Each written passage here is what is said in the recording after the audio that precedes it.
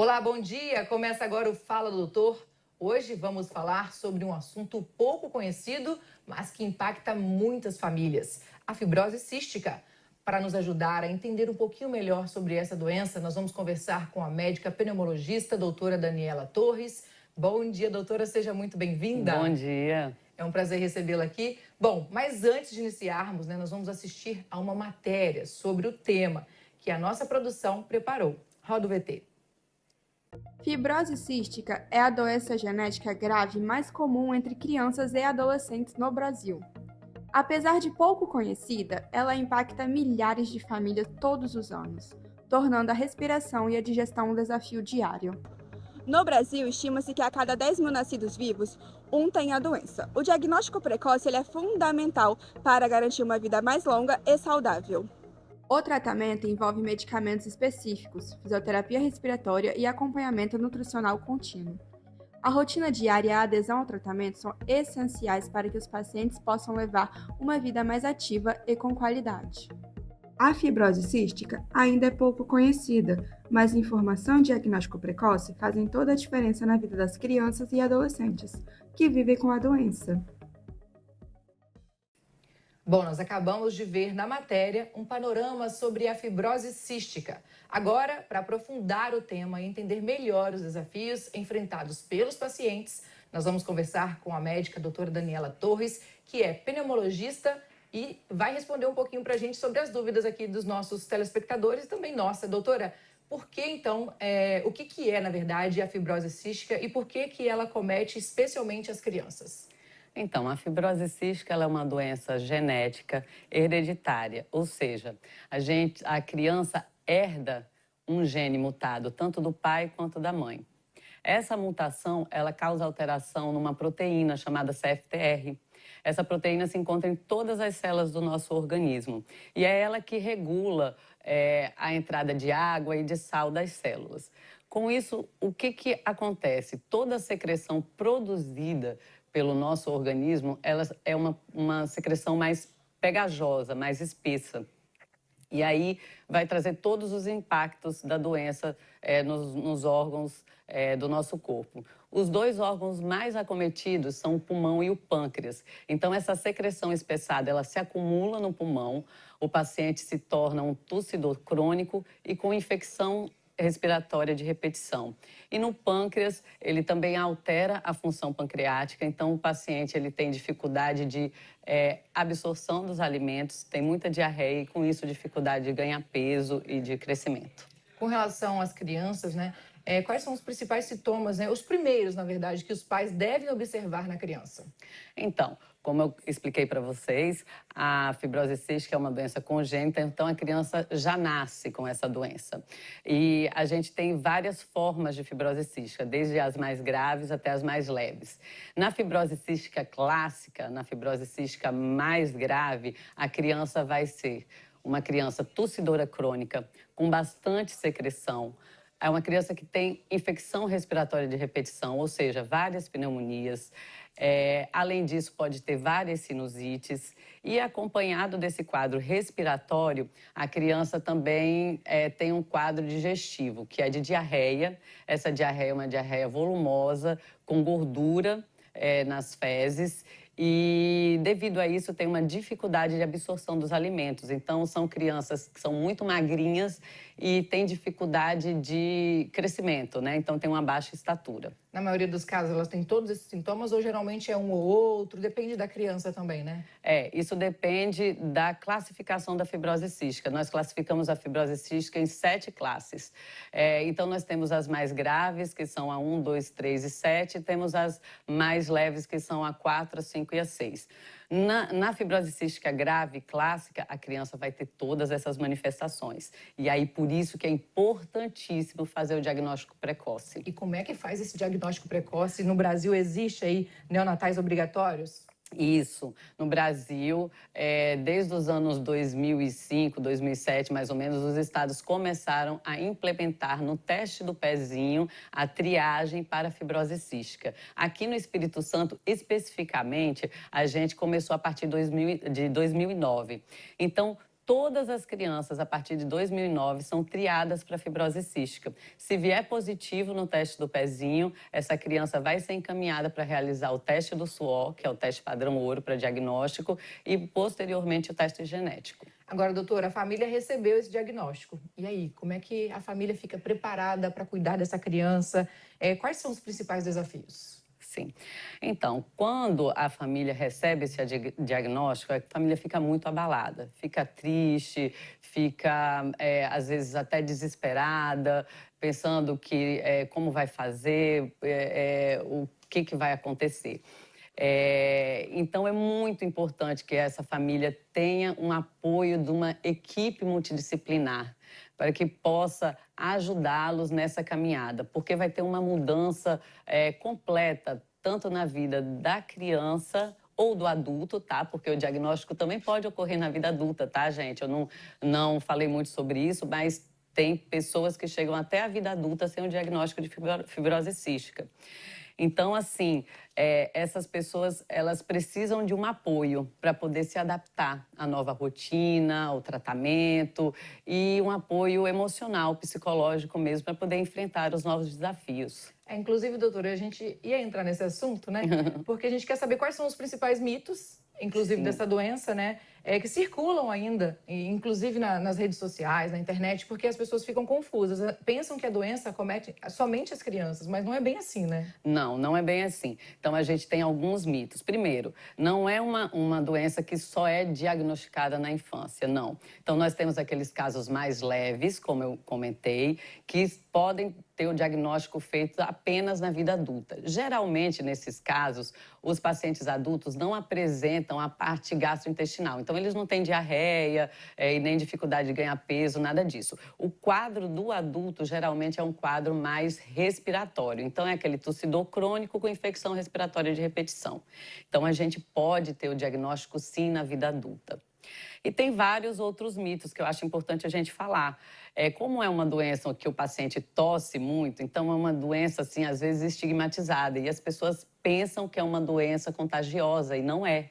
A fibrose cística não é uma doença contagiosa. Você não vai pegar a fibrose cística de ninguém. Como eu expliquei no início do programa, a fibrose cística é uma doença hereditária, é uma doença congênita. Então, esse é o primeiro mito. É o mito que, assim, que as pessoas têm na cabeça e que a gente precisa tirar. Tá certo? Um outro mito é que, não tem, meu filho vai morrer logo. Porque, assim, antigamente, realmente os nenéns faleciam até 6 anos de idade. Era uma doença muito triste, realmente. A gente não tinha muito recurso, muito tratamento.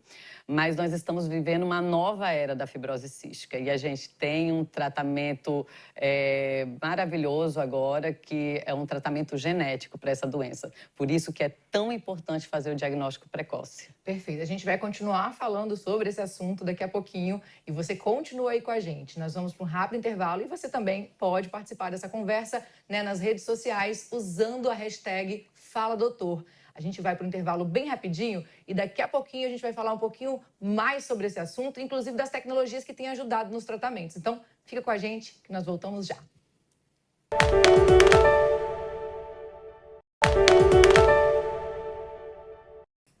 Já estamos de volta com o Fala Doutor. E para você que está chegando agora, o assunto do programa de hoje é fibrose cística. Quem está conosco para falar sobre o tema é a médica pneumologista, doutora Daniela Torres. E no primeiro bloco, né, nós falamos aqui, compreendemos um pouquinho mais a doença e também o seu diagnóstico. E agora nós vamos falar sobre o tratamento qualificado aí para trazer mais qualidade de vida para esses pacientes. E os avanços também, né, para que esses pacientes possam cuidar ainda mais da saúde. Doutora, como é que funciona o tratamento hoje em dia? Quais são aí as rotinas desse paciente? Como é que funciona o tratamento para quem tem fibrose? Então, o tratamento da fibrose cística precisa contar com uma equipe multidisciplinar. Então, aqui no Espírito Santo, nós temos 2 centros de referência. A gente tem o centro de referência no Hospital Infantil Nossa Senhora da Glória, aqui em Vitória. Lá eles contam com mais ou menos 100 pacientes, tá, em tratamento. E temos o centro de referência do adulto, que é no Hospital Dório Silva. Nós contamos com mais ou menos 50 pacientes nesse centro de referência. Os 2 centros são super completos, é tudo custeado pelo SUS, todas as medicações, todos os profissionais, tudo. E neles nós temos fisioterapeuta, nutricionista, assistente social, enfermeiro, psicólogo, pneumologista, gastroenterologista, farmacêutico, microbiologista. Então, assim, nós temos uma equipe completa para poder tratar desse paciente, porque é uma doença complexa que acomete vários órgãos e sistemas e a gente precisa dessa equipe toda para poder fazer um tratamento adequado. E todos esses profissionais, eles trabalham em conjunto, né? Entendendo, né, as necessidades desse paciente e um colaborando da forma que precisa, não é isso? É, isso mesmo. Então, na fibrose cística é super importante o papel de cada um desses profissionais. Nesses centros de saúde, a gente conta também com todas as medicações disponibilizadas pelo SUS. Então, esses pacientes, como eles têm infecção respiratória de repetição, a gente precisa fazer nebulizações para poder fluidificar essa secreção. A gente precisa de antibiótico inalatório para poder controlar as infecções. Da parte gastrointestinal, tem as enzimas pancreáticas, tem os suplementos alimentares, tem as vitaminas, tudo isso é fornecido gratuitamente nos 2 centros de saúde. E quanto mais precocemente a gente inicia esse tratamento, melhor para o paciente. Além disso, a gente conta com fisioterapia, então a gente tem um fisioterapeuta que ensina, que faz fisioterapia lá com os nossos pacientes, tem as consultas com o restante da equipe, então com psicólogo, com nutricionista. Então, é um tratamento bem complexo, mas bem, vamos dizer assim, monitorado. Monitorado, bem elaborado também, porque assim a família pode ficar até um pouquinho mais tranquila, né? Sabendo que tem todo esse combo de tratamento, né? Que o paciente ele vai ter num local específico só para tratar. E em casa manter também a rotina de cuidados, né, doutora? Isso aí. Perfeito. Agora eu quero saber quais são as tecnologias que chegaram para somar ainda mais nesses tratamentos, na qualidade de vida desse paciente. O que mudou de lá para cá?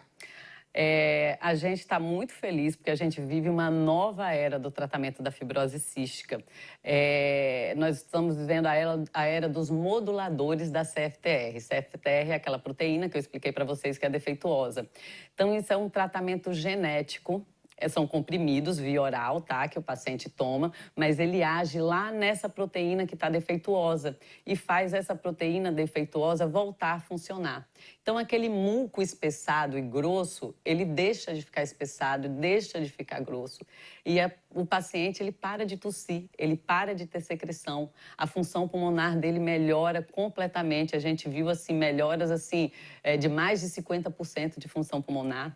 Então, assim, é um tratamento super promissor e que nós estamos vendo e vivendo essa vitória.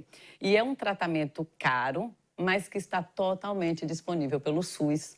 Então, os 2 centros de referência já estão disponibilizando essa medicação para os pacientes. Por isso que é importante fazer o diagnóstico precoce.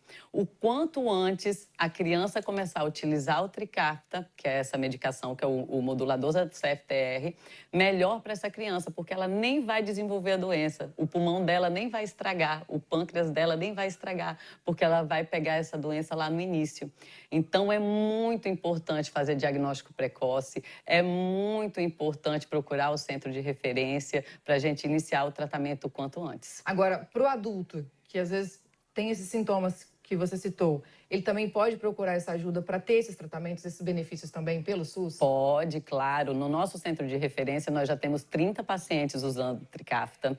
E mesmo esses pacientes que já têm um comprometimento pulmonar importante, eles melhoraram, assim, espetacularmente.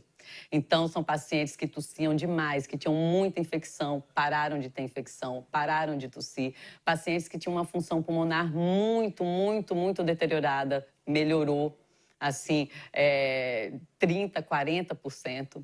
Então, assim, é uma vitória. Então, todos têm que procurar, crianças, adultos, todos. Agora, é importante também o papel da família nesses casos, né, doutora? Porque a gente já falou aqui que o paciente ele precisa dessa rede de apoio, mas independente se ele é criança ou adulto, todo mundo precisa desse apoio, porque pensam que não vão viver muito tempo. Às vezes, o fato de tossir muito, por exemplo, deixa a pessoa um pouco até depressiva, porque não quer sair de casa, porque fica tossindo sempre nos locais públicos e incomoda, né? Então a pessoa também se sente incomodada. Então a família também é muito importante, tem um papel importante nesses casos, né? O apoio familiar, ele é fundamental. As mães e os pais, nesse contexto, eles são o suporte dessa criança. E mesmo na vida adulta, o adulto também precisa de família que apoie. Além do apoio familiar, que é muito importante nesses casos, porque muda a rotina por completo, tanto da família quanto do paciente, né, da criança ou do adulto. A gente pode contar também com o apoio da sociedade. Então, a gente também tem uma associação de pacientes com fibrose cística. E é muito legal também procurar fazer parte dessa associação. Ela se chama AFICES. E lá eles podem conversar, eles podem trocar ideias, eles podem procurar ajuda. E, então, é muito interessante. E a AFICES, ela foi muito importante na luta para conseguir as medicações, para conseguir formar os centros de referência. Então, todos os pacientes que têm fibrose cística, também é importante procurar apoio, também na sociedade. E como é que faz para poder participar e ter esse apoio da sociedade? É só procurar a AFICES. Telefone? Isso, eles têm telefone, eles têm rede social, eles têm site, eles têm Instagram, é muito fácil de achar. É só digitar lá AFICES que muito consegue. bacana. Que notícia boa. Doutora, já estamos encerrando. Eu gostaria que, para finalizar, você deixasse uma mensagem para os nossos telespectadores, pacientes também, todas as pessoas que estão nos assistindo. Minha mensagem final é a seguinte: se você é um paciente tossidor crônico, que tem infecção respiratória de repetição, diarreia, dificuldade para ganhar peso, peso baixo, procure seu médico para tentar fazer o diagnóstico de fibrose cística. O quanto antes você fizer esse diagnóstico, melhor. Essa é uma doença grave, mas que tem tratamento. Perfeito. Muito obrigada, doutora Daniela, pela participação e por essas informações tão importantes que eu sei que vai ajudar muita gente. Para você que está aí, né, sintonizado com a gente, assistindo aqui o Fala Doutor, muito obrigada, viu, pela audiência. Continue com a gente. A gente vai para um rápido intervalo e já voltamos com mais Fala Doutor.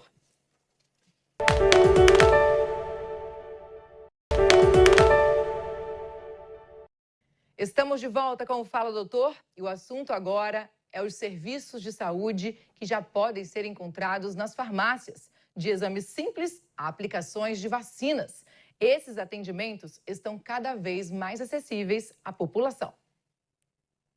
Quando você entra numa farmácia, você vem em busca de remédios, né? Mas você sabia que hoje em dia as farmácias também oferecem serviços de saúde que facilitam o seu dia a dia? Nós aqui do Fala Doutor viemos até uma farmácia aqui em Vila Velha conferir de perto esses serviços.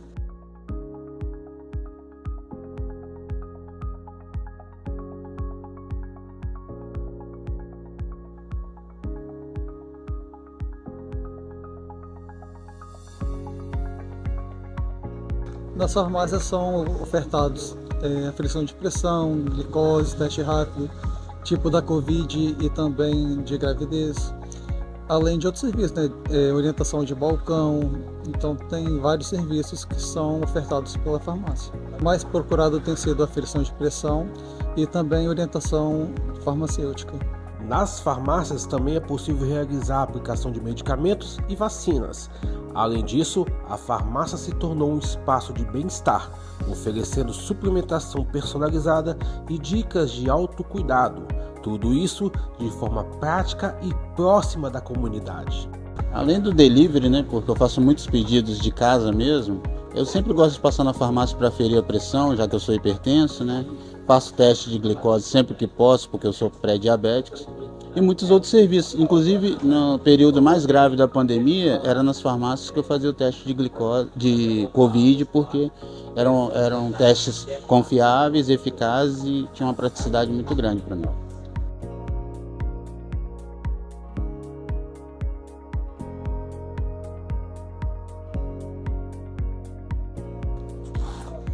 Olha, minha pressão tá ótima e com isso a farmácia passa de ser apenas um ponto de dispensação de medicamentos e passa também a prestar serviços para a sociedade e para a comunidade local, como esses que você viu na nossa reportagem.